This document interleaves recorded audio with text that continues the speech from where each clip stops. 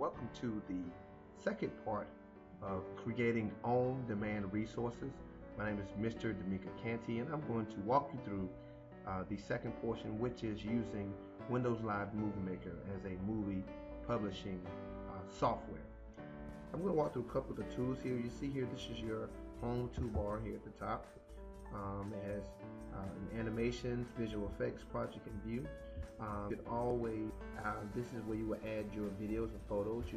But you can click here to browse current photos and videos that you have embedded on your particular device that you're using. You can add music files. You can record directly from your webcam. I'm not going to use it during this recording because I'm currently using my webcam to record this actual video. You can do a snapshot view. It takes a current snapshot of your project, whether it's video or not, and then it gives you that thumbnail view you can add later. I can add titles and captions, and then here are your auto movie things. These are not highlighted because I currently don't have any files available uploaded in this project, but they will be live once I upload my first video or audio or image file. I can rotate the image left or right, and it rotates at 90 degrees.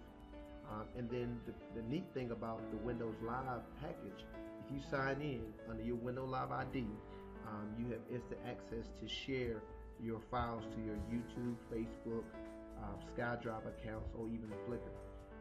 You can even send them to Windows Live groups. And then the last portion we'll get to at the end of this video, we'll talk about how to save and publish your files, that is the big thing that you want to do after you've uploaded, you've edited, and you've added everything you want to add to make this a wonderful file.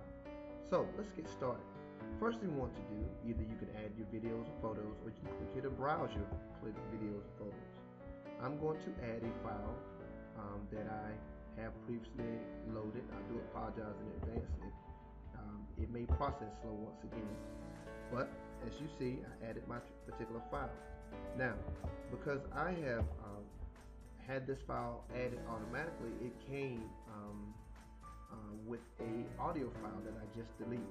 This is because I tried this project previously, and so the program is so sophisticated it remembered the setting that I had with this particular file. But as you see, I'm going to process this file and play it for you. It's about 39 seconds, as you can see here. One time speed, no effects are added, no pan and zoom. This is just raw camera footage. Hello, my name is. And you can see just from Hello, the initial setup, my name is Mr. raw footage. I'm moving around, I'm jittering. I was doing a test run for our green screen that we have in our stuff. And so, good footage for us to go through this process and to edit and to add some different things to. So I've added my footage. As you see now, all of my icons are live. Let's say I want to add some music to this particular file. I'm going to have two options. I can add music for the entire file, add music at the current point. Depending on if this is a large video file, you can make that determination.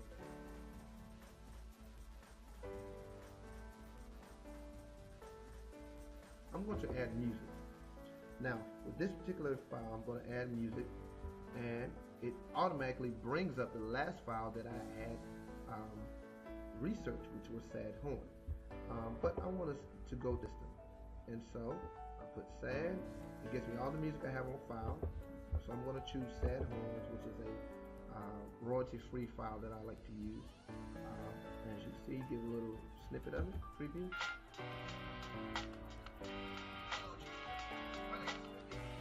Now, I want to warn you about the selection of your music file. You want to make sure that it complements your particular video. If I would use this beat, I would use it for more of a beat video, especially if I was doing something related to sports files or movement, or even a presentation with the kids that they want to be lively. But for the sake of this video, I'm just going to leave this audio file in, but I want to edit it. If you just watch that preview, the music is louder than the actual video file itself. So if I double click on that, I have some options. I double click on the audio file, which the duration is 1 minute and 13 seconds. That's an MP3 file. I can decide whether I want it to fade in, or maybe I want this to fade in a little bit. I want it to have a slow fade in. I can also decide on if I want it to start at a certain point. Um, but more importantly, right here, music volume. I don't want it to be as loud as it is. So I'm going to move this about to where the 50% point is. Now I'm going to click on home. Let's get a little preview. Hello, GCF teachers. My name is Mr. Canty. I want to personalize my ear. Now, I can continue to edit this if I would like, but I think I'm going to leave it where it is. The next thing I can do, as I mentioned earlier, I can go in and I can add some webcam video if I would like. I'm currently using my webcam, so I'm not going to do that at this moment. I can take a snapshot. Maybe I want to take a snapshot of the file I have currently and turn it to a JPEG. Let's say I want to add a title. Now, one neat thing about Windows Live Movie Maker, it has preset formats already installed there, template based. And you'll notice, once again, that this is one of those free softwares that it tries to be as user-friendly as possible. This is something definitely for a novice user. Maybe this is your first time editing any software. This is the one that you want to use.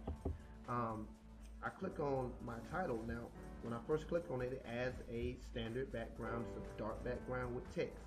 I can go in and I can edit the text however I desire. So let's just say for this particular file, I'm going to name this Windows Movie Maker Intro.